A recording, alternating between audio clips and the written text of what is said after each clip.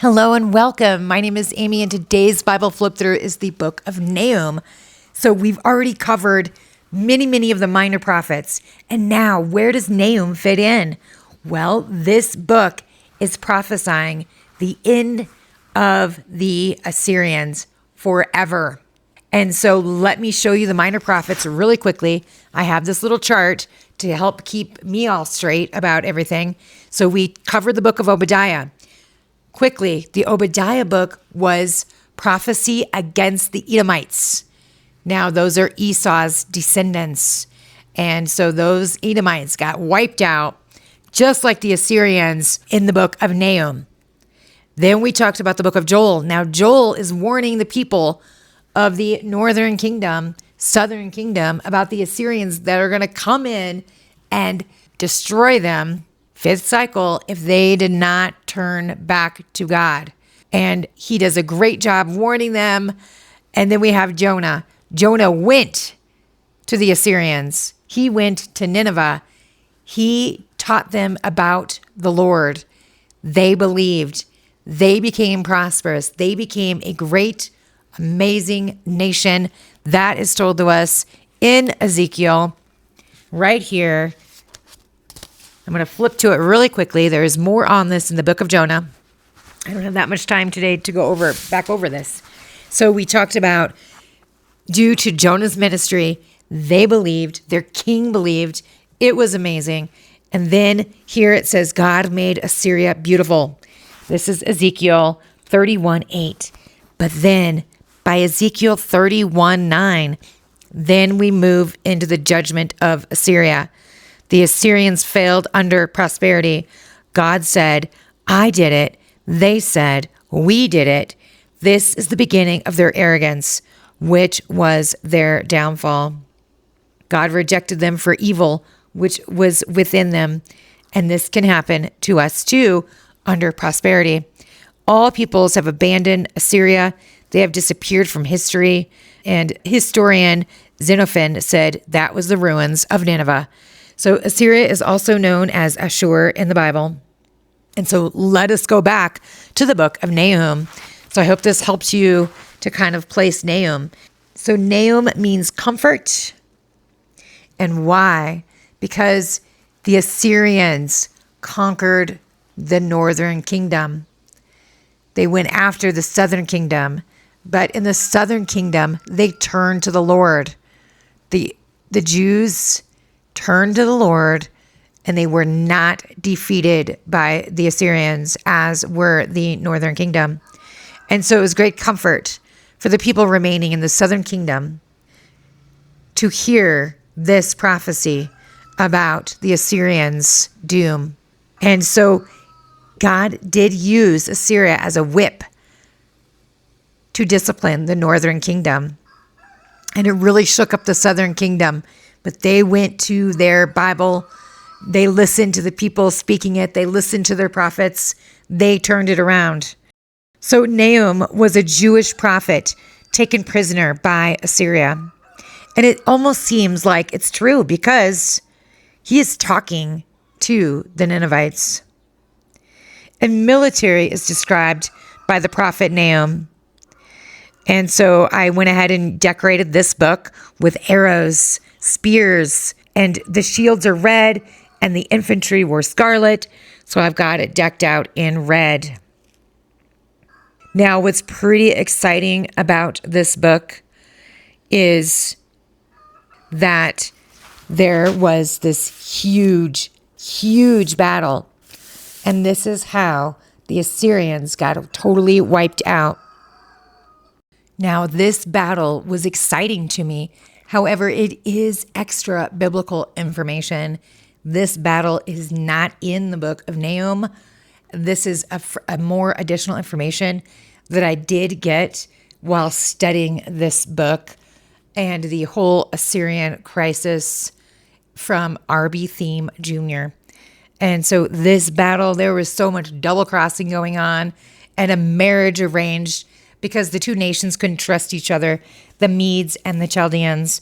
So they actually got together and married their son and daughter to remain a unit. There was double crossing going on here. The Assyrians went to the Scythians for help. They were to attack the Medes. And then this other Medes came in with the Scythians, and their princes persuaded them to double cross the Assyrians. They did, and this sealed the Assyrians' doom. And so a little tidbit here. I don't remember who I heard this from, but happiness is sitting next to someone who knows where Nahum is in the Bible. And so in case you haven't found it yet, it took me a really long time. If my washi tape wasn't so decked out with such a bright color, I don't know if I could find it. But it's if you find Jonah, then you have Jonah, Micah, and then Nahum. And so all nations fall because of a decision of the Supreme Court of Heaven. And this is talked about in Nahum 1:1-3, and verse 9. And the Lord is a jealous and avenging God, and this represents rebellion, and it demands glory. I love how this book gets into the justice of God, the power of God, and the mercy of God. And so here, I'm just going to take one, the power. His way in whirlwind and storm, and the clouds are the dust of his feet. So I actually did a doctrine of the clouds, and this one escaped me. I didn't write it down. So I'm going to go back and do that right now. Anything pertaining to clouds, I want to note and keep on one page in my Bible, and this will represent power. I mean, it's the whirlwind and the storm, really. The clouds are just the dust of his feet. Amazing, huh? So let me go to that.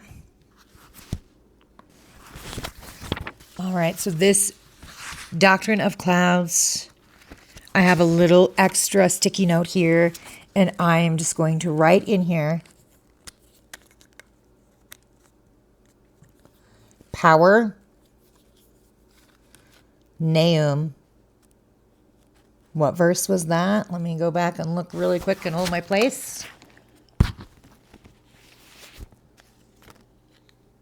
1:3. Okay, so the clouds in this case are the dust of his feet. That shows power. Okay, back to Nahum. And this was actually kind of fun if you want to look at this. I did a video on this and just all the ways clouds are used, such as portraying great armies. Anyways, I've already done a video on that, and I get distracted really easily, so go check that out if you'd like. Okay, so back to Nahum. I also wanted to point out the Lord is good, mercy, a stronghold in the day of trouble. He knows those who take refuge in him. So that is very important here when we're talking about the Lord's judgment. Okay, so that was the Supreme Court of Heaven. I also have a video on that. And that video actually shows you how to take refuge in him. So, wow, I'm just figuring this all out again. So check that video out. Again, it looks like it's clouds as well, because it's kind of representing a Supreme Court of Heaven that is opened 24/7 and is sort of in heaven. So pretty exciting there. Okay, back to Nahum. So I've got Nineveh's judge here. I've got an outline on this if you can see that and want to take notes on that. And then also, so Assyria destroyed the northern kingdom of Israel because they lacked doctrine. They tried to conquer the southern kingdom, but doctrine delivered them. Assyria did not learn from their prisoners. And what was the key here given? Bible in the soul. That's how you deal with prosperity testing. You never forget who gave you the prosperity. And I think that's also noted a lot in these minor prophets and in Isaiah as well. And that could be sort of the USA too, how prosperous we have become as a nation. Okay, and then turning the page here, we have all the woes to Nineveh. And then we also have here listed, I listed out all the kings of Assyria. I was kind of confused about a couple things, and this list straightened it out for me. I was confused about Sargon 1 and Sargon 2 and what actually took place in the northern kingdom. So it looked like the tribute was taken from Israel in 810 to 782. So they didn't try to stop that. They didn't fight for that. And in the one of the minor prophet books that I just recently did, it mentions the paying of tribute.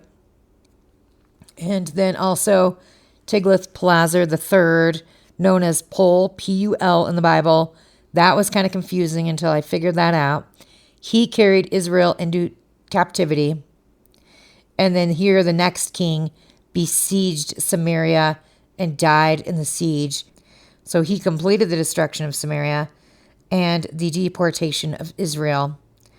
And then here I put a note in. Sargon I was a Babylonian king who lived 2,000 years earlier. And then we have the Sennacherib, and he was the one who came after Hezekiah in the southern kingdom. And he was defeated by an angel of the Lord. And that's in 2 Chronicles 32. And so then we have 3 other ones that were involved in this battle here that I drew a picture of so I could understand it. All right, well, I think that's it. Let's see if there's anything else. Oh, I got a little bit more. I've got the remnant of Assyria. And so apparently some Assyrians got away. And here then it also talks about the Medes took most of the prisoners. The Scythians took most of the plunder. Most of the Persian art was Assyrian. And so a remnant of Assyrians still exists around Syria and Haran. Because Jonah did minister to these people. Some Assyrians stayed with the Egyptian army. The sons of Sennacherib went to Armenia and were the source of Armenian nobility. Some live in Russia, southern Turkey, and Iran today. It was so wealthy and so prosperous, Assyria, that 2,000 years of wealth was divided between 3 nations without any argument. No treasure was as great as this one. Assyrian craftsmen produced the art of the Persians. And so in 437 AD, the Vandals plundered Rome and took the greatest treasury in history back to Carthage. And then a storm sunk the treasure fleet in the Mediterranean. So there you have it. There is the end of the Assyrians as a nation. And it does look like the Lord provided for the remnant as well. So thank you so much and have a great day. Bye-bye.